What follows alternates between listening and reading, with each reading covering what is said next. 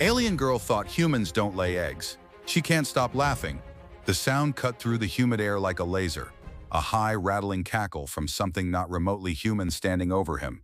Kalen spat dirt out of his mouth, the taste gritty and metallic like ground-up comms panels. His ship, the Junker's Fancy, was scattered in flaming chunks across a bioluminescent jungle floor that seemed actively trying to swallow the wreckage. And this Stuth's thing, which he guessed was female because that kind of cruel amusement usually came wrapped in a vaguely familiar form factor, was howling with laughter at his expense. She was tall, maybe 2 meters, encased in what looked like segmented, iridescent plating that shifted colors from deep violet to electric blue as she moved.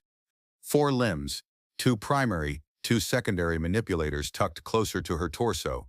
Her head was sleek, lacking external ears, dominated by large, pupilless eyes that glowed in intense, shifting gold. And the noise. God, the noise was like nothing he'd ever heard. A mix of clicks, whirs, and that goddamn cackle. He pushed himself up on elbows, ribs screaming. All right, laugh it up, princess. Got a first aid kit or just here for the spectacle? She stopped, the sound abruptly cutting off as if someone had flicked a switch. Her head tilted, the glowing eyes fixing on him. A low, vibrating hum started deep in her throat. Not laughter. Something else? Curiosity? Threat? With these things, it was always a toss-up. Spectacle? Your form? It breaks upon impact with such comical frailty. I have witnessed ships disintegrate with more structural integrity. Her voice was a low resonance, somehow inside his skull, as much as in the air, layered with the clicks and whirs. Not standard comms, maybe sonic or low-level telepathy. Great! Frail? Lady, I just survived atmospheric entry and a full-blown dirt nap. You try it sometime. Your turn to splat. He managed to sit up, wincing. His universal translator, a cheap wrist-mounted job, crackled, struggling with her alien language. It spat out his words in jerky, accented galactic standard, but her response bypassed it, straight into his head. Weak. The thought sound was sharp, dismissive. One of her secondary limbs extended, a wickedly sharp, chitinous claw tapping against his salvaged flight suit. Your vessel scatters like thrown dust. Your body crumples, yet you speak defiance. This is unexpected. Her eyes narrowed, the gold deepening to a molten orange. Threat. Definitely threat. He needed to get to his feet, find salvage, signal for help, or just disappear into the glowing flora before she decided he wasn't worth the effort of conversation and just dissected him. Yeah, well, I'm a survivor, not a crumpler. You got a name or should I just call you Sparkle Plates? He pushed himself upright slowly, ignoring the pain. His hand went reflexively to where his sidearm should have been. Gone. Along with his dignity and his ride. She didn't seem to register the sarcasm. Her humming intensified slightly. I am Xanthar, daughter of the resonant lineage, first blade of the Knethar. Her primary limbs, thicker and ending in 3-fingered hands, crossed over her chest, plating in what he guessed was a posture of authority. You are, Kalen. A scavenger. A crash thing. The way she said crash thing made it sound like a particularly annoying insect. That's me. Kalen the crash thing. Thrilled to make your acquaintance, Xanthar. Any chance Cathar hospitality includes a working medbay and a ride off this rock? He scanned the jungle edge. The bioluminescence was pretty, pulsing with soft greens and blues, but the shadows held shapes that didn't look friendly. The air was thick, heavy with the scent of damp earth and something sweet and cloying, like rotting fruit mixed with ozone. She didn't answer about the medbay. Her eyes, those unsettlingly expressive gold orbs, dropped down his body, lingering around his abdomen. The humming deepened, a resonant thrum that made his teeth ache. Kalen the crash thing, she repeated slowly. Your species, humans. It is said, they do not carry resonance seed internally, that they expel their young from a single orifice in a hard shell. A laying ritual. This is true? He blinked. Where the hell had she heard that?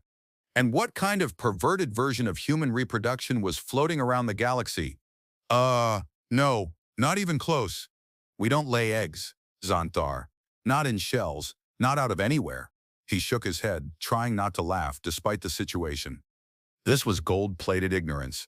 Her glowing eyes widened fractionally. The humming cut out. A few more clicks, then that sound. The high, rattling, completely undignified cackle erupted again. It echoed through the jungle, bouncing off glowing trees and unseen rock formations. It was even louder, more hysterical this time. She bent slightly at the waist, her plated shoulders shaking. You do not lay? From an orifice? No shell? This is the funniest absurdity. She wiped at the corners of her eyes with a secondary limb, though he couldn't see anything there. The thought sound, unfiltered this time, was a riot of shocked amusement. They sprout. Like fungi. No seed, no vessel. He groaned. This was going to be a long rescue attempt. His reproductive habits, or rather the galaxy's bizarre misconceptions about them, were apparently the highlight of her day. Yeah, hilarious, Kalen muttered, pushing himself fully upright. He felt shaky, probably a concussion. He needed water, food, and to be anywhere but here. And he needed to correct the galactic record on human breeding habits, apparently starting with one laughing, armored alien woman with 4 arms and glowing eyes. Look, since I'm clearly providing you with endless entertainment, how about you point me towards civilization or a drink of water? Anything more useful than mocking my lack of an egg shoot? He took a cautious step towards the wreckage, hoping to scavenge something, anything. A tool, a working comm unit, maybe even a spare blaster cell. Zethar's laughter subsided, replaced by the low hum. Her eyes were still wide, gleaming with residual mirth, but also something new, something calculating. Civilization. Yes, you are on the edge of the Cathar-resonant territory. Few outsiders come here. Those who do are tested. Her primary hand snapped out incredibly fast, closing around his wrist. Her grip was bone-crushing, her chitinous fingers surprisingly warm against his skin. A human, a crashed thing, one who defies biological expectation. This is interesting. Perhaps the Resonance Keepers will find you worthy of observation or consumption. Her grip tightened, pulling him off balance. He stumbled towards her, adrenaline spiking. Worthy of observation? Or consumption? Hell of a hospitality package. And the way she looked at him, not just with curiosity anymore, but with an intense, almost predatory gaze that lingered on his body. This wasn't just about biology jokes anymore. This was about power, and he was suddenly very much at the bottom of the pecking order. Her grip remained impossibly strong, pulling him through the glowing, overgrown wreckage of his ship. Kalen stumbled over twisted metal, the exotic flora snagging at his flight suit. Zathar moved with fluid grace despite her armored plating, her 4 limbs perfectly coordinated. The low hum emanated from her, a constant resonant pressure in his skull that made it hard to think. Hey, watch it! My ribs are kinda busted here, he protested, yanking slightly against her hold. It was like pulling against solid rock. Your structure is fragile. Adapt. Her thought sound was utterly devoid of sympathy. She didn't release his wrist, merely adjusted her pull to drag him around a large glowing fungus that pulsed with soft light. The air grew thicker, the sweet cloying scent intensifying. It was almost intoxicating, making his head swim. Adapt? You mean like grow wings right now?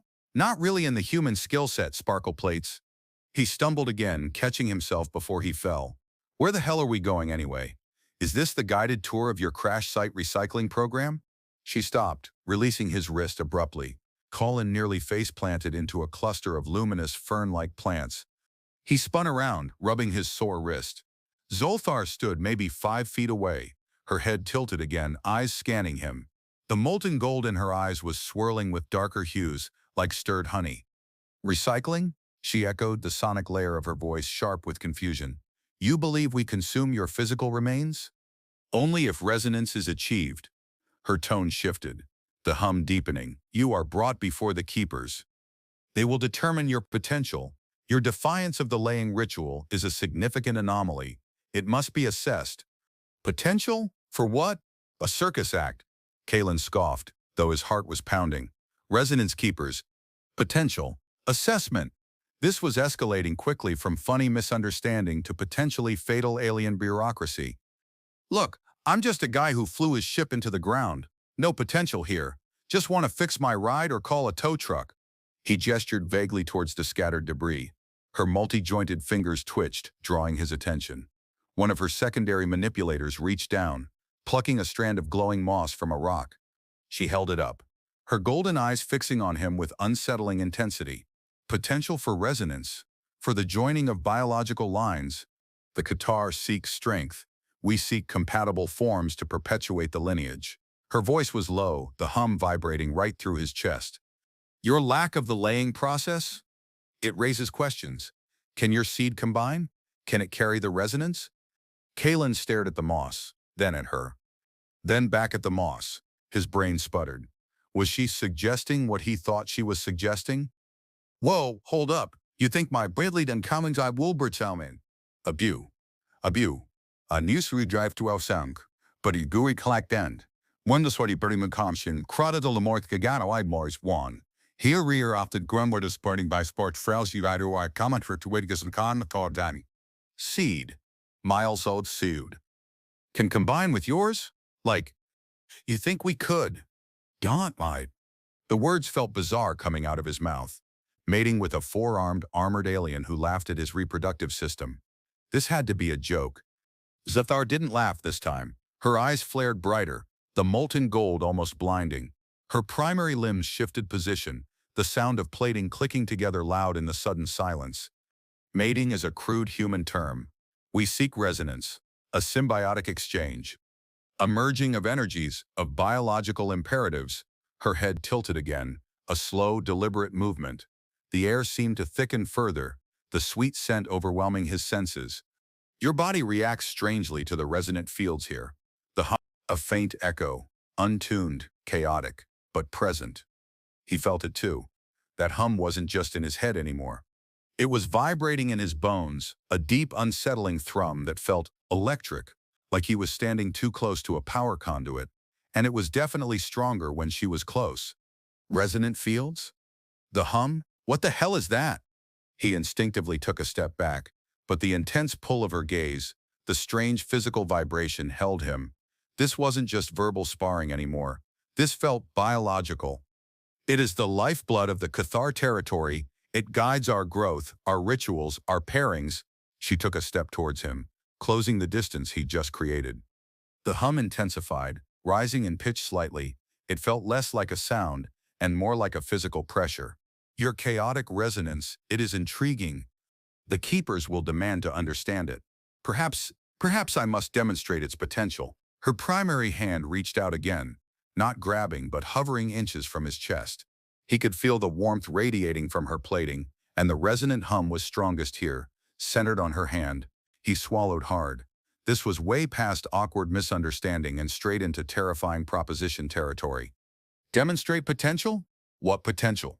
The potential to not lay eggs? Look, Zathar, I appreciate the interest, but I'm really not looking for a biological assessment right now, or ever, frankly. His voice sounded weaker than he intended. The hum was making him dizzy. He could feel his own heartbeat pounding in his ears, strangely synced with her alien thrum. Her glowing eyes dropped to his chest again, specifically to the frantic rise and fall of his chest as he breathed. Your heart. It pulses in dissonance with the fields, yet attempts to align, a struggle. She reached out slowly, her multi-jointed fingers finally touching the front of his flight suit, right over his sternum. The moment her fingers made contact, a jolt went through him. Not painful, but intense, electric. His breath hitched. The hum from her resonated inside him, deep in his core, making his muscles tense and his skin prickle. Her touch wasn't just physical. It felt like she was touching his very energy. What are you doing? Kalen managed, his voice tight. He couldn't move. Her touch, the humming, the sweet cloying scent of the air, it was all locking him in place. Her gold eyes, now swirling with vibrant green threads, looked up at his face, assessing the resonance-crashed thing, and finding unexpected depth. Her fingers flexed slightly against his chest. Perhaps your defiance of the laying ritual is not a lack of potential but a different form of it, a form I must explore. Closely, the way she said closely sent a shiver down his spine that had nothing to do with fear. It felt like a promise, a dangerous, thrilling promise. The jungle pressed in around them, the bioluminescent glow seeming to intensify with Zathar's hum. Her hand remained pressed against Kalen's chest, the resonant vibration a physical anchor between them. He could feel her alien biology working, something complex and powerful interacting with his own. His heart hammered, a frantic rhythm, trying to match the slower, deeper thrum originating from her. It was terrifying, exhilarating, and utterly bewildering. Okay, exploring resonance closely sounds like code for something I'm not prepared for, he managed, his voice strained. We need to back up, talk. You know, like sentient beings. Her head tilted, the green threads in her gold eyes pulsing. Talk. Resonance is not spoken. It is felt. It is shared. Her fingers flexed again, her touch lingering, exploring the planes of his chest beneath the fabric of his suit. Your energy signature is turbulent, like a disrupted field. Yet there is strength beneath the chaos, a resilience, unusual in one so physically fragile. She sounded genuinely curious now, the earlier amusement gone, replaced by focused intensity. The sweet scent in the air seemed to coalesce around her, a potent pheromonal cloud that was doing strange things to his body, making him feel lightheaded and intensely aware of her physical presence. Turbulent, resilient, intriguing. The thought sound was softer this time, less commanding, more observational. It felt like she was dissecting him with her mind, but not in a hostile way, more like a scientist observing a unique specimen, which he supposed he was. Resilience is just not dying when you should. It's kind of my specialty, Kalen retorted, trying to regain some verbal ground. He couldn't move his body, but his mouth still worked. Look, if you need to assess my potential, shouldn't that involve, I don't know, a scanner? Or maybe a blood test? Not. Die this? He gestured weakly at her hand on his chest. Her mandibles, small, intricate structures near the corner of her mouth, clicked softly. Biological assessment is primary. Scanners merely confirm data. The body does not lie. And your body, it is speaking volumes. Your core temperature is rising. Your respiration quickens. The resonance field around you is attempting to stabilize, drawing from mine. Her hand slid up slightly, her fingers brushing against his collarbone. These are not reactions of fear, crashed thing. They are reactions of compatibility, albeit chaotic. He felt it. God. He felt it. His skin was hot, prickling with suppressed energy. His breathing was shallow and fast. And that deep internal vibration, the hum mirroring hers, was definitely intensifying. Compatibility? This felt like a biological hijacking. Compatibility? This feels like I'm about to have an aneurysm. He forced a laugh, but it came out as a choked gasp. Maybe I'm just allergic to resonant fields? Ever think of that? Hyperallergic. Allergic reaction would cause collapse. You are bracing, resisting. Yet your internal core welcomes the frequency.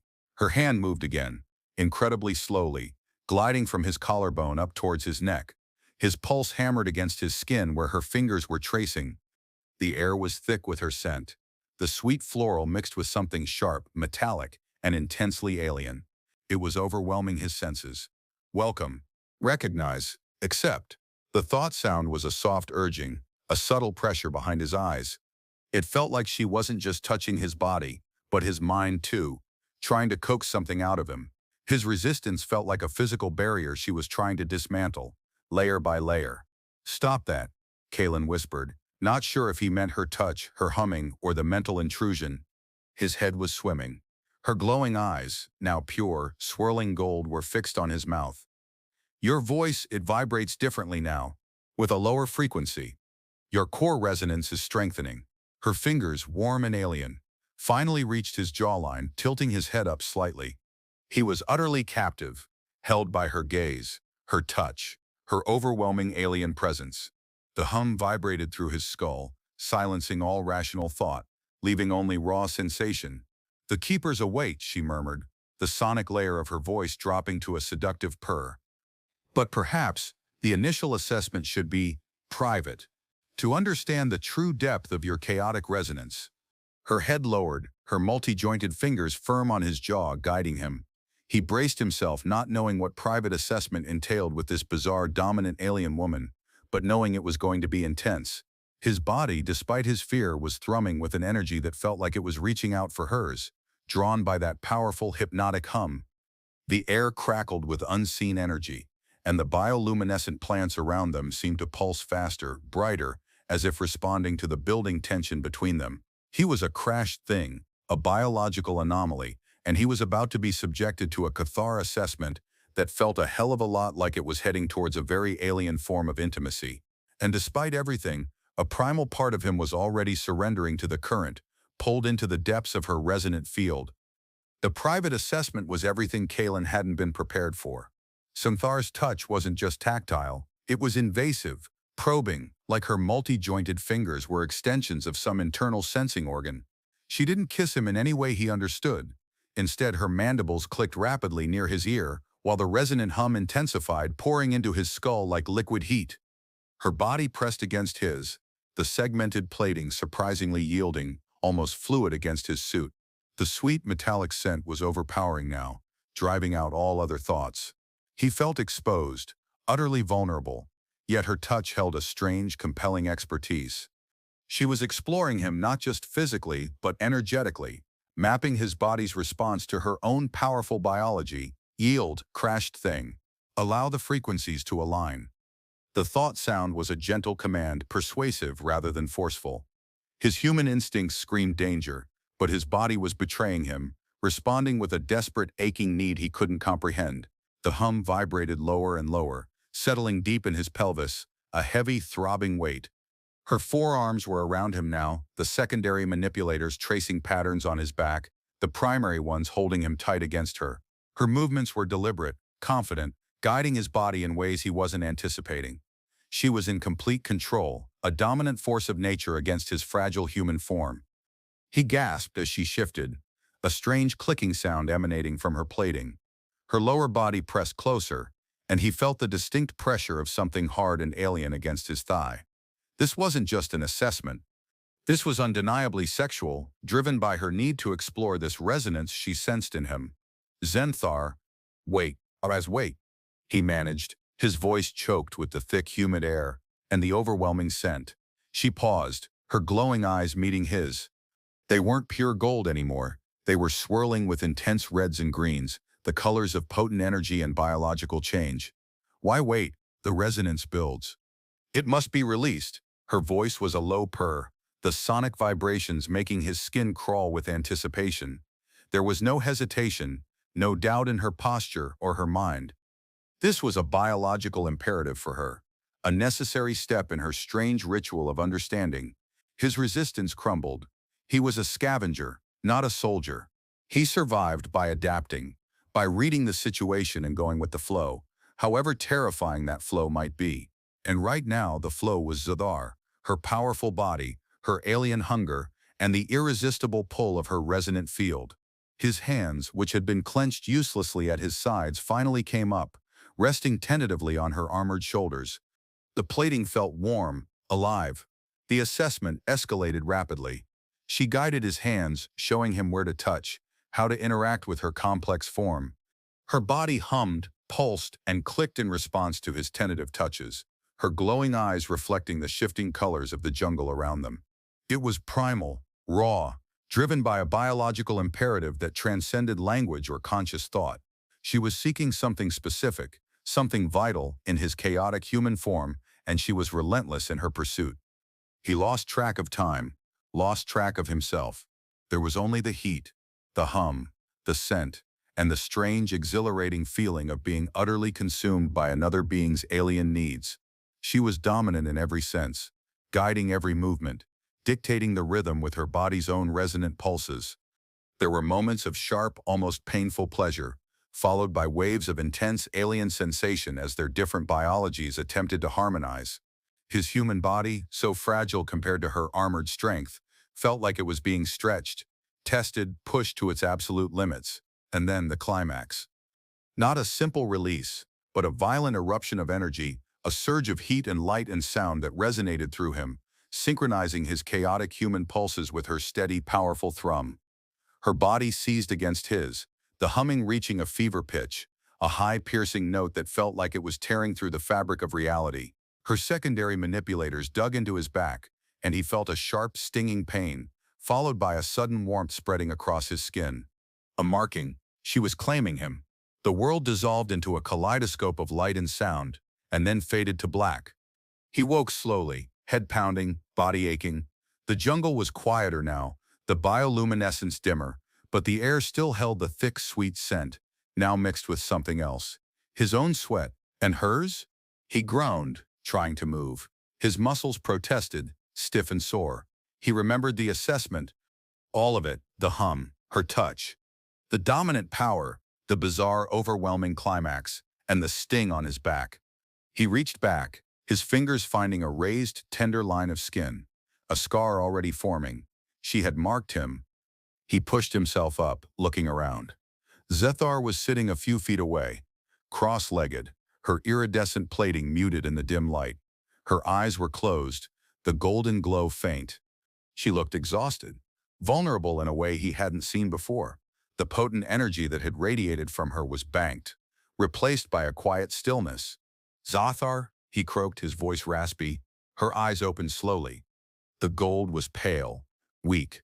The vibrant reds and greens were gone, just a tired, flat gold. She looked at him, and for the first time, he saw something akin to confusion, even regret, in her alien gaze. She didn't speak, didn't hum, just watched him with those strange, ancient eyes. "What? What happened?" he asked, though he knew. He meant, what did it mean? The marking? The resonance? She finally spoke, her voice low and rough, without the usual layered sonics. The resonance was achieved. Chaotic, yes, but unexpectedly potent. She paused, her gaze dropping to his abdomen. "And now, the ritual demands the loan." Kalen stared at her blankly. "The laying? We just did the thing. The resonance, isn't that it?" She shook her head slowly, her segmented plating clicking softly. "No, that is the culmination of the resonance bond, the joining. Now comes the laying. The deposition of the seed nurtured by the combined resonance into the sacred ground. It seals the bond, proves compatibility to the keepers, ensures the lineage continues." Her gaze was fixed on him, intense and expectant. Oh God. The egg thing. It wasn't a one-off joke. It was part of their actual mating ritual, and she expected him to perform it. The realization hit him like a physical blow, absurd and terrifying. He looked down at himself, at his perfectly normal, non-egg-laying human body. There was no orifice for that, no internal sac, nothing. He started to laugh. He couldn't help it. After everything, the crash, the capture, the dominance, the weird, intense sex, the marking, the absolute fundamental ridiculousness of her expectation just broke something inside him. He laughed until his aching ribs protested, until tears streamed down his face. You actually think I can? You actually think I can? Lay an egg? After all that? Zathar, I told you, humans don't do that. Zethar watched him, her initial confusion deepening. His laughter didn't sound like her cackle. It sounded wild, broken. But as the sheer, unadulterated absurdity of the situation washed over her, something shifted in her eyes. A flicker of understanding? Or maybe just infection. The corners of her mandibles twitched. A low, hesitant sound escaped her. Not a hum, not a cackle. Something new. Then, slowly, a low chuckle started.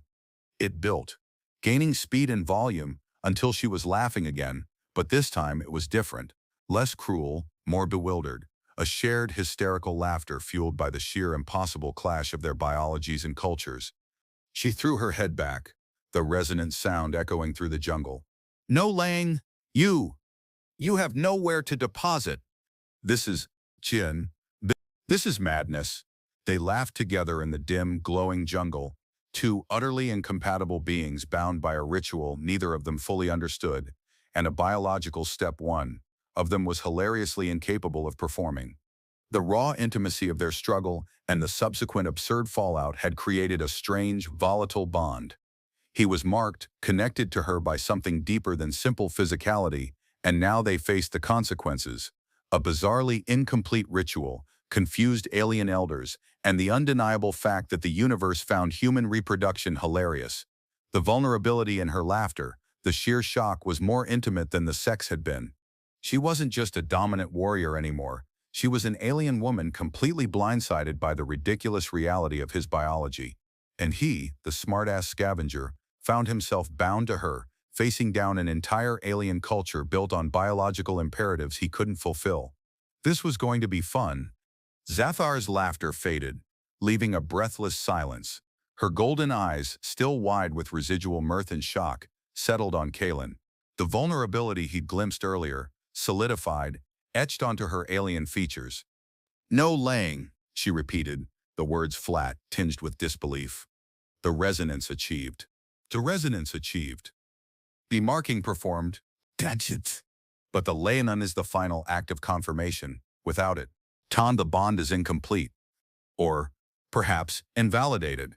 Kaelin wiped his eyes, the humor still bubbling beneath the surface, but quickly being replaced by a cold dread. Invalidated? What does that mean? Does it just not count? Are we back to you dissecting me? He gestured between them. Or did I accidentally trigger some prophecy of the non-laying crash thing? She didn't laugh this time. Her hum was back, low and worried. The keepers, they enforce the ritual. The laying is paramount. It is the visible proof of biological compatibility, of the lineage's future. Your inability, it creates a paradox, an anomaly, one they will not tolerate. She looked genuinely troubled. My status, my lineage, they are tied to the successful completion of this ritual. I chose you because your chaotic resonance was the only one that matched the required frequency during the trials. It was meant to be a powerful union. Yeah, well, turns out my chaotic resonance didn't come with an egg shoot, Kaelin said dryly. So we're bonded, but incomplete, and your bosses are going to be pissed. Great. Best bonding ritual ever. He rubbed the new mark on his back. It pulsed faintly with her resonant hum, her gaze fixed on the mark. The mark is real, the resonance is real. It is the physical and energetic link. But the ritual requires delaying. She stood up, moving with her usual fluid grace, though a slight tremor ran through her secondary limbs. The keepers will feel the disruption, the completed resonance without the subsequent deposition. It is an imbalance in the fields. She looked around, her eyes scanning the jungle edge with renewed urgency. They will send enforcers. They will seek to understand this anomaly, and they will seek to rectify it by eliminating the source of the imbalance. The source? That'd be me, wouldn't it? Kaelin pushed himself fully upright, ignoring the ache in his body. So, your cultural egg issues mean I'm now a target? We are both targets, Zothar stated, her voice regaining some of its commanding edge, though the underlying worry remained. I chose you for the ritual. If you cannot complete it, the failure is mine, and the penalty for disrupting the laying ritual is severe, for both participants. Severe how? Like, exile?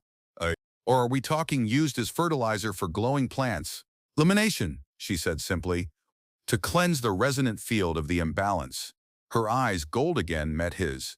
We must move before the enforcers arrive. She didn't wait for his agreement. She turned, gliding towards the denser part of the glowing jungle. Kaelin hesitated for a moment, glancing back at the smoldering wreckage of his ship. No rescue was coming. He was stuck here, marked by a dominant alien woman, bonded to her through a ritual he couldn't finish, and now hunted by her entire culture because he couldn't lay an egg. This was officially the worst day of his life. He followed Zatar into the bioluminescent depths, the strange hum of her body a constant, resonant reminder of their impossible connection. The air grew heavier, the scent more potent. The jungle seemed to close in around them, a world of pulsing light and rustling shadows. They moved fast, Zathar navigating the terrain with an innate knowledge of the glowing flora and hidden paths. Kaelin, still sore and limping slightly, struggled to keep up. The hum emanating from her was now a guide, a strange energetic tether pulling him along. It felt less like an invasion and more like a link. A dangerous one, but a link nonetheless. So what's the plan, Zathar? Find a loophole in your egg-laying laws? Convince the keepers that humans are just exempt? Kaelin asked, breathing hard. There are no loopholes in the laying ritual.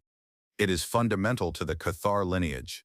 Her voice was clipped, focused on their movement. Our only course is to reach the outer glyphs. Ancient markers on the territory border. They may offer a measure of sanctuary from the resonant field the keepers control. Sanctuary? As in, they can't track us or something? The glyphs disrupt the field. They were placed by the first ones to regulate the resonance flow. The keeper's control is weaker there. Right, ancient glyphs. Got it. How far? Many cycles of light. Through treacherous paths. Treacherous? Of course they are, because why would anything about this be easy? he grumbled, pushing past a tangle of glowing vines that felt surprisingly sticky. The sound of alien wildlife, clicks, chirps, and guttural roars echoed around them. This jungle was not friendly. They pressed on, the silence broken only by their footsteps and Kalen's labored breathing. The shared intimacy of the assessment felt distant, replaced by the harsh reality of their situation. Yet the mark on his back pulsed faintly, and the resonant hum from Xanthar remained, a silent conversation happening beneath the surface of their desperate flight. He was bound to her, physically and energetically, and that bond was now the thing that might kill them both. He glanced at her back, the iridescent plating catching the faint light. She was a dominant warrior, an alien heiress burdened by ritual, and now a fugitive because she'd picked the one human who couldn't follow instructions about egg-laying. It was almost funny again, in a dark, deeply fucked up way. As they moved deeper, the glowing foliage grew denser, the air thicker, the path twisted and turned, sometimes forcing them into single file through narrow gaps between towering crystalline rock formations that pulsed with internal light. The ground was uneven, covered in roots and strange fungal growths. Kalen stumbled more than once, catching himself on Xathar's arm or shoulder. Each touch, even accidental, sent a jolt of that strange, resonant energy between them. "We need to rest," Kalen finally gasped, leaning against a glowing tree trunk. His legs felt like lid. "I'm not built for this endurance run." "What?" Xathar stopped ahead, turning to look at him. Her eyes, no longer tired, were sharp, assessing. The vulnerability was gone, replaced by the cool calculation of a hunter. "Rest is vulnerability, crash thing. The enforcers will be swift." "When vulnerability? Xathar, if I collapse, I'm more vulnerable than if we take 5 damn minutes." He straightened up, trying to project more confidence than he felt. "Besides, haven't we proven that being physically unable to follow your rules is kind of my thing? Maybe I'm too weak to be tracked effectively." Her mandibles clicked, a sound that might have been amusement or irritation. "Your humor is persistent, even when faced with extinction." She took a step towards him, the faint hum intensifying. "Very well, a brief respite, but remain vigilant." She didn't relax, though. While he slumped against the tree, trying to catch his breath, Xathar moved in a slow, scanning circle around their position, her head swiveling, her eyes sharp, her secondary manipulators extended slightly, testing the air, feeling for vibrations. She was a creature of constant vigilance, her body a finely tuned weapon even at rest. Kalen watched her, the physical memory of her dominance during the assessment still vivid. It had been terrifying, yes, but also a surrender he hadn't known he was capable of. And the brief shared laughter afterwards, the glimpse of her own bewildered shock, that had been a different kind of intimacy. He was bound to this alien woman in a way he couldn't escape, for reasons that defied logic. His life depended on her now, on her ability to outrun her own culture's ridiculous expectations. He noticed a small, iridescent plant near his foot pulsing with a rhythmic light, almost like a heartbeat. He reached down, touching it gently. It felt smooth, cool. The jungle was beautiful, deadly and utterly alien. Just like his new partner? Captor? Mate who can't mate? "You think we can actually make it?" he asked, looking up at Xathar. She stopped her scanning, her gaze meeting his. The gold in her eyes seemed deeper now, perhaps reflecting the internal struggle she was hiding. "We must," she stated, her voice firm. "My lineage depends on it. And the anomaly you represent, it is too significant to be extinguished without being fully understood." Not exactly a ringing endorsement of his charming personality, but it was something. He was useful as a mystery, at least. "So I'm your science experiment on the run?" "You are a variable I cannot yet define." She held his gaze for a moment longer than strictly necessary, and he saw it again. A flicker of that raw vulnerability quickly suppressed.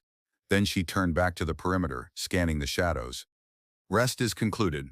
We move." They continued their flight through the bioluminescent jungle, the air thick with the scent of strange life and the unspoken tension between them.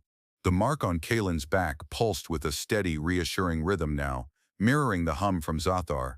It was a constant reminder that they were linked, bound by the impossible circumstances and a ritual gone spectacularly wrong.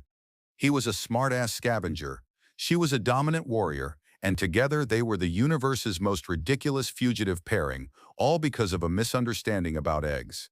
Hours later, they were deeper in the jungle, the terrain growing steeper and more challenging. The crystalline rock formations were more frequent now, glowing with an intense internal light that seemed to hum with the same resonant frequency as Zelthar. Kalen felt that familiar vibration in his bones.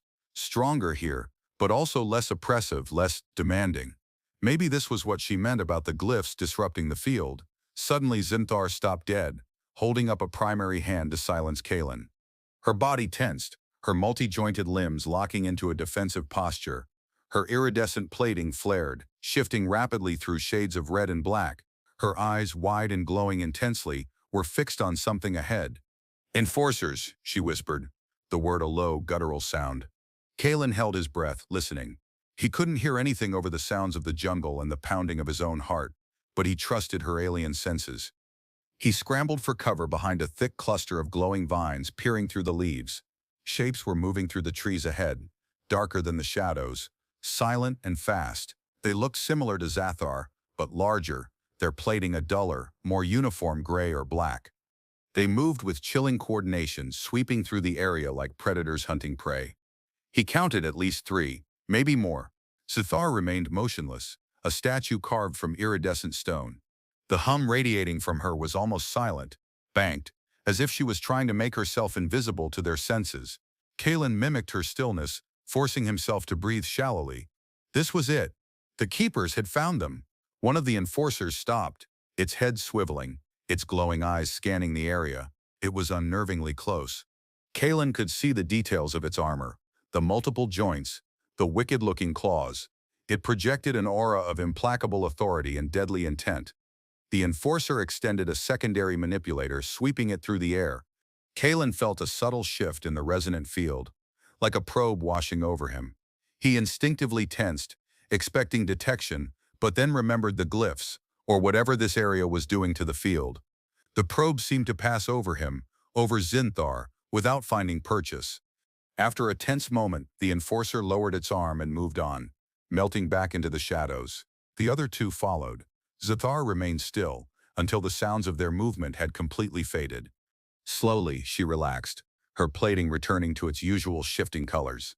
She let out a soft, almost inaudible click of relief. The field disruption here. It is greater than I anticipated. A true sanctuary. Kalen sagged against the vine, adrenaline draining away, leaving him weak and shaky. Too damn close. So these are the guys who turn you into fertilizer? They enforce the ritual, Zathar confirmed, her voice steady again. Their mandate is clear. Eliminate anomalies that threaten the lineage's purity and the field's integrity. Right. And a human who can't lay an egg is a major threat to purity. He shook his head. Okay, so we stay in this area with the field disruption. How far does it go? The glyphs extend through this region. It is harsh, unpopulated. Many dangers aside from the enforcers. She looked at him, her gaze assessing his exhaustion. You will not last long without sustenance or rest. The glyphs provide cover, but not resources. He hadn't even thought about food or water. His ship wreckage was miles behind them. He was truly stuck now, with nothing but the clothes on his back and a very complicated relationship with a very dangerous alien. Figures, can't catch a break, so we're fugitives, stuck in a magic field with no supplies? Effectively, Zethar confirmed, but here, the keepers cannot easily reach us. We have, non-Jue sit, one a grimer to liar my or peel me out. We atrumens yergin quated gateals. Time to decide our next course, or perhaps to understand this anomaly more fully. Her eyes lingered on him, the golden glow intense. Understand the anomaly? You mean me not having an egg sac? That, and the resonance we achieved despite it. It defies all Cathar understanding. A bond formed, a mark placed, without the necessary biological foundation. It should not be possible. She stepped closer, the hum increasing slightly. It no longer felt threatening, but inquisitive, almost gentle. Yet it exists. Between us. She reached out, her multi-jointed fingers brushing against the mark on his back, tracing its outline. He felt the faint pulse of the resonance, a silent acknowledgement of their connection. The laying is the proof to the keepers, but the resonance, that is the proof to the participants. And our resonance, it is undeniable. Her gaze was searching his face now, seeking something beyond biological data. For the first time, he felt like she was seeing him. Kalen the crashed thing. not just Kalen the anomaly. The danger was still there, the enforcers still a threat, but in this pocket of disrupted field, there was a strange sense of peace. They were alone, together, bound by a ritual gone wrong and a shared flight from cultural dogma. The smart-ass scavenger and the dominant warrior. Maybe, just maybe, they could figure out a way to survive, even if he never figured out how to lay that damn egg. They found a small hidden cave shielded by thick glowing foliage, a perfect place to rest and stay out of sight. Inside, the air was cooler. The resonant hum from the surrounding rock formations, and Zenthar herself was a gentle, almost soothing presence. Kalen slumped against the cave wall, utterly drained. Zenthar didn't rest immediately. She moved with quiet efficiency, scanning the cave, sealing the entrance with strategically placed leaves and branches. She seemed instinctively aware of the environment, her alien senses far more acute than his. Once she was satisfied with their concealment, she finally turned to him. She looked different in the confined space, the shifting light reflecting off her plating in softer patterns. The sheer size and power of her were still evident, but there was a subtle change in her posture, a slight dropping of the constant vigilance that felt more intimate. "We have limited time," she said, her voice low. "The enforcers will widen their search. We need a plan." "Right. Plan A. Find a transgalactic fertility clinic that specializes in interspecies egg-laying implantation," Kalen offered weakly. Her mandibles clicked, a sound he was starting to associate with a dry alien form of amusement. "That is not feasible. Humans have no biological capacity for the laying ritual. This is the core of the paradox." She sat down opposite him, her primary limbs folded in a posture of contemplation. "The resonance is true. The bond formed, but the ritual cannot be completed. I wasn't to be completed. So what does that leave us?" he asked. "Stay here and starve? Try to find a way off this rock without a ship, hunted by your family? We can seek the elder glyphs," she said after a moment's thought. "Deeper within this region. They are said to contain double boker kent tan want. Regenbels dakersmoord lobersel polbach, what head sa wang. Regenbel bledge fempel papstik. Mubhigwal no blizzity of the show and three stout but complish kigwang. Mugs firm guard beater guard con de kohever guard. Nadi orkum board berquest. Nekers twazing. Neblis deliosurism that the jenkasum betalsian embalsadurkan tredal vanal monocomer quays. Alternative protocols. For instances where the standard ritual cannot be fulfilled. Alternative protocols? You mean like, if subject cannot lay egg, sacrifice subject and find new one? Possibly. Or alternatives for recognizing the bond through other means. Ancient ways, not often used. Her glowing eyes seemed distant, focused on some internal Karnthar history he couldn't access. The current keepers are rigid. They adhere strictly to the primary tenets. But the first ones, they were more adaptable. They understood that resonance manifests in many forms. "So your super traditional elders might be okay with us if we dig up some ancient loophole?" "It is our only hope. If we can reach the elder glyphs and invoke the alternative protocols, it may force the keepers to acknowledge the validity of our bond despite the lack of laying." "Invoke? How do we do that? Do I need to tap the glyphs 3 times and say there's no place like home?" Zathar's hum intensified slightly, a flicker of genuine curiosity entering her gaze. "Your references are obscure. But it is a form of activation, a physical and resonant interaction with the glyphs. It requires alignment of biological and energetic frequencies. Alignment, like Dubai port. No, the resonance thing we did?" Kylan felt a heat rising in his face. Was that how they planned to activate ancient alien artifacts? Through their weird, non-egg-laying bond? "Yes," she confirmed, her voice lower, more intimate. "The resonance achieved between participants in the ritual is the key to invoking the elder glyphs. It requires a deep, shared connection, physical and energetic." She held his gaze, the gold in her eyes deepening. "The keepers monitor the general field, but the specific frequency generated during a completed resonance that is unique to the bonded pair, it is the signature required by the glyphs." Kalen swallowed. This was becoming increasingly clear and increasingly nerve-wracking. Their bizarre, biologically incompatible sexual encounter wasn't just personal fallout, it was literally the key to their survival and their only way to bypass her culture's rigid rules. So to activate these ancient glyphs, We have to, under Lake Chimay. Inabial tohwal pi dan bully buddy kamrider voft, elhan kaulan done work. Do the thing again? The photo suit was alike. The ovil outburst and thing I wrote the my lights in. The sub and now some bout the solo I want to the weir. The sub and now some bout the solo I want to the weir. The photo we are within you and I and all the sov caught on. Resonance? Resonance? One was all to invoke the alternative protocols, she corrected, her tone formal, yet her eyes held a challenging glint. It requires the presence of the completed resonance bond to demonstrate its truth, its existence despite the failed laying. He looked at her, the dominant warrior, the alien heiress, now vulnerable and reliant on him, on their impossible bond. The absurdity of the situation clashed with the stark reality of their danger. They had to perform a bizarre, intimate ritual with ancient alien stones to convince a bunch of judgmental elders that their non-egg-laying relationship was valid. All right, Kalen said, running a hand through his dirty hair. So, Plan B, find some glowy rocks and have weird alien sex near them to trigger a legal loophole? A genuine, albeit small, smile touched Zendar's mandibles. The hum from her was light, almost pleased. That is, pleased. An accurate, if crude, assessment, crashed thing. We seek the elder glyphs. And we present our resonance. Okay then. Let's hope these elder glyphs are more open-minded than your current management, Kalen muttered. He pushed himself up, the ache in his body a dull throb. He looked at Zathar, her powerful, iridescent form silhouetted against the dim light of the cave entrance. They were bound, on the run, and their only hope lay in proving the validity of a bond forged in chaos and confusion, a bond utterly confounding to her world. He still couldn't lay an egg, but maybe, just maybe, his chaotic human resonance was enough to change an alien culture. They rested for a few more cycles of light, snatching uneasy sleep in the temporary safety of the cave.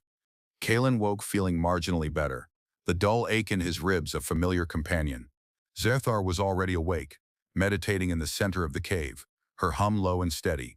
He watched her for a moment, the way her plating shifted and pulsed with subtle energy. She was utterly alien, yet undeniably real, a tangible presence in this surreal nightmare.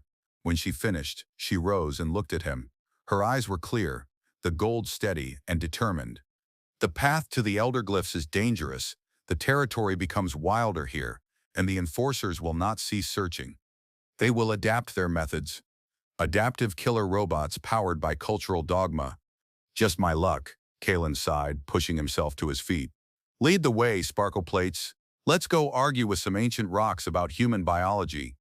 They set out again, deeper into the glyph territory.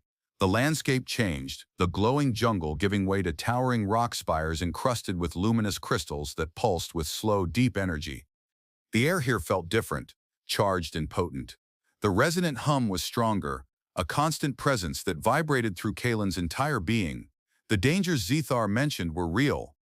They encountered strange, multi-legged creatures scuttling among the spires and heard the echoing calls of larger, unseen predators. Zinthar moved with practiced caution, her alien senses alert, her four limbs ready for action. Kalen relied on her entirely, a human anomaly navigating a world that actively resisted his presence. Their journey became a rhythm of movement, vigilance, and the silent, pulsing connection of their shared resonance. The mark on his back no longer just pulsed, it felt warm, a living part of him that mirrored the subtle shifts in Zanar's own energy. Their conversations were brief, focused on the immediate task, avoiding danger, finding the right path. But beneath the surface, something was growing between them, a bond forged in shared hardship and mutual reliance.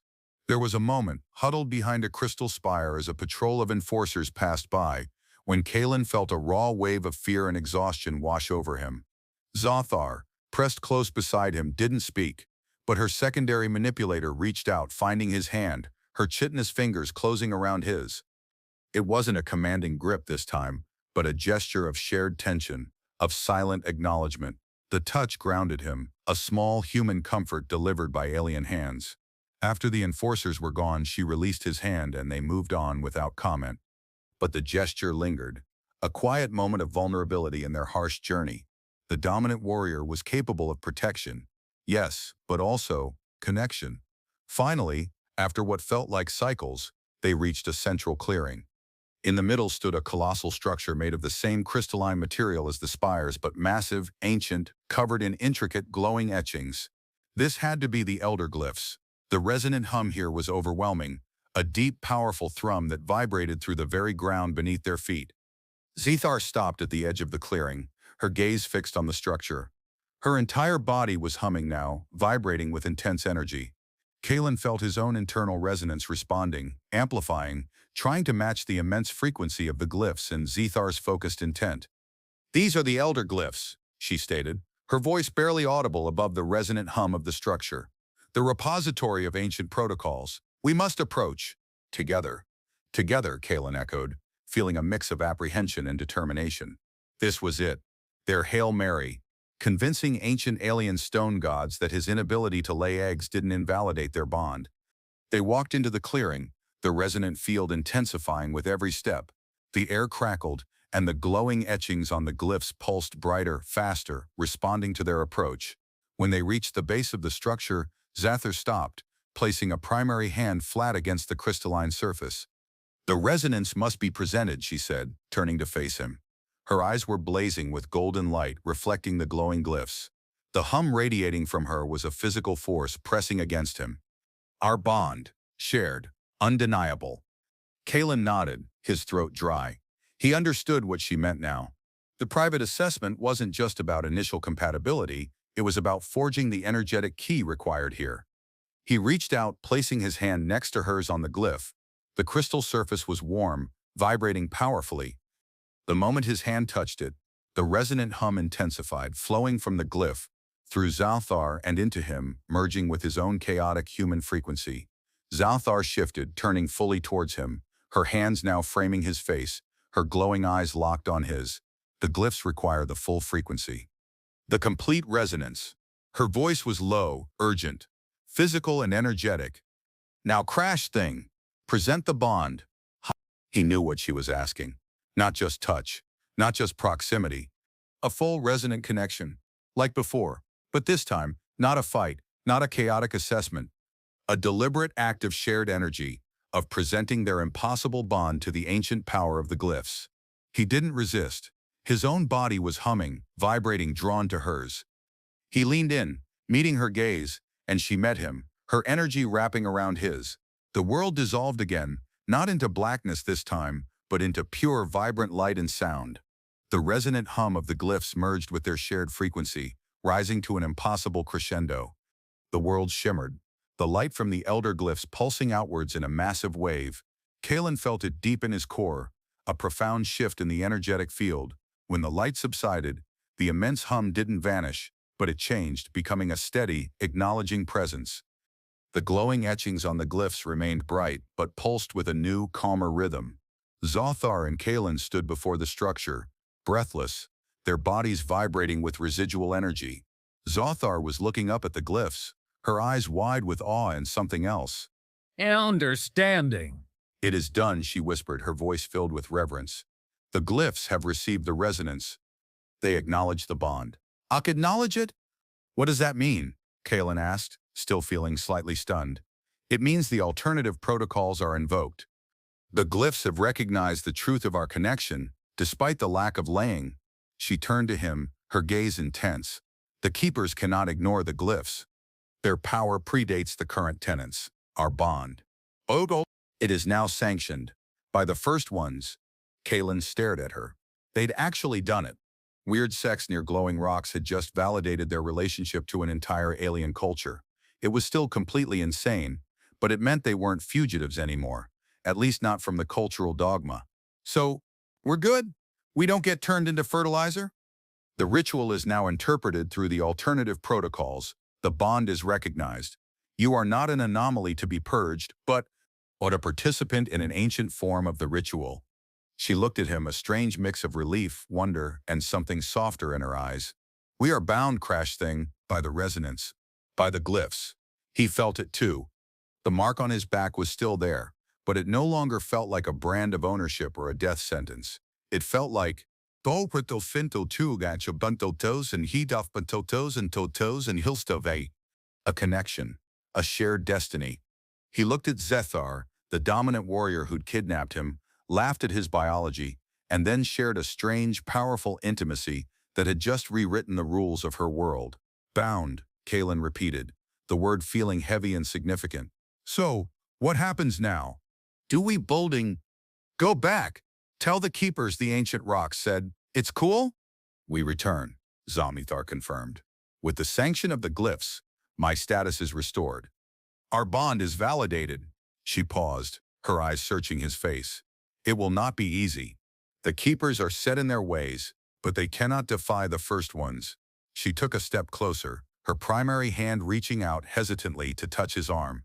The familiar hum was present, but gentle now, confirming the connection, the acknowledgement from the glyphs. You are no longer just a crashed thing, Kaelin.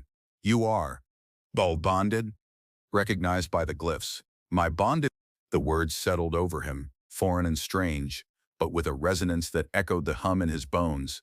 He looked at her fierce alien beauty, at the complex emotions swirling in her golden eyes. He was bound to her, in the most bizarre and unexpected way possible. He couldn't lay an egg, but he had found resonance with a dominant alien warrior, and that, apparently, was enough to change everything. They began the journey back, not as fugitives anymore, but as something else. A recognized, albeit highly unusual, bonded pair within the Cathar culture. The path felt different, the jungle less hostile, though the dangers were still present. Xanthar walked beside him, her posture still alert, but the constant tension was lessened. Kaelin still didn't fully understand the intricacies of Cointhar culture, the resonance, or the full implications of their glyph-sanctioned bond. But he understood the look in Xathar's eyes, the way the hum between them had changed, the quiet strength of the mark on his back. As they emerged from the glyph territory and approached the edge of the more populated regions, they were met not by enforcers, but by a small group of Cathar, led by an older imposing figure whose plating was darker, more ornate than Xathar's, a keeper. The air grew thick with tension, the resonant field around the keepers, heavy with scrutiny and judgment. The lid keeper's eyes, a cold, hard gold, fixed on Kaelin. The hum emanating from him was sharp, accusatory. He scanned Kaelin, then Xathar, focusing on the connection between them. Daughter of the resonant lineage, the keeper's voice boomed, lacking the subtle layers of Xathar's sonic speech, purely commanding. You return with the anomaly. The laying ritual was not performed. The field was disturbed. Xathar stepped forward, standing tall and proud despite the inherent challenge in the keeper's words. Kaelin stood beside her, feeling the familiar pulse of their shared resonance amplifying, a silent statement of their bond. Revered keeper, Xathar responded, her voice clear and strong, laced with the sonic layer now. The laying ritual, as traditionally practiced, was not performed. The anomaly is real. She gestured between herself and Kaelin. However, the resonance was achieved, the bond formed, and the elder glyphs. Look, they have received and acknowledged our union. The alternative protocols have been invoked.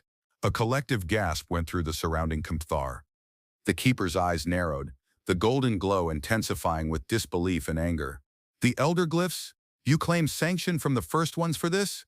The so biological impossibility? This chaos? I claim truth, keeper, Xathar countered, her hand finding Kaelin's, linking their fingers. The resonant hum between them pulsed strongly now, a clear signal in the field. The glyphs validate the resonance. The bond is sanctioned. The anomaly is now recognized as a variation, not an impurity. The keeper held their gaze for a long moment, the air crackling with the clash of rigid dogma and ancient authority. Kaelin could feel the waves of skepticism and resistance emanating from the keeper, but beneath it the undeniable power of the glyphs' acknowledgement hummed through the field. Finally, after what felt like an eternity, the keeper lowered his head slightly, a grudging infinitesimal gesture. The elder glyphs. Their authority is unquestioned. His voice was still hard, but the accusation had faded, replaced by reluctant acceptance. He looked at Kaelin again, then at Xathar, confusion still warring with acknowledgement in his gaze. An anomaly acknowledged. A variation sanctioned. It wasn't a welcome party. It wasn't forgiveness, but it was acceptance, recognition. Their impossible bond, forged in chaos and humor and strange alien intimacy, was now, officially, a thing, a valid thing. Xathar didn't smile, but Kaelin felt a wave of relief and quiet triumph radiate from her through their shared resonance. She had gambled everything on a smart-ass human and his lack of an egg-laying capability, and she had won. As the keepers in the small group of Cathar began to move, indicating they were expected to follow, Zathar turned to Kaelin. Her eyes, gold and clear, held a depth he hadn't seen before. "It is done, crash thing," she murmured, squeezing his hand. "You defied the laying, and you changed the ritual." Kaelin looked at her iridescent plating, her fierce eyes, her multi-jointed hands holding his.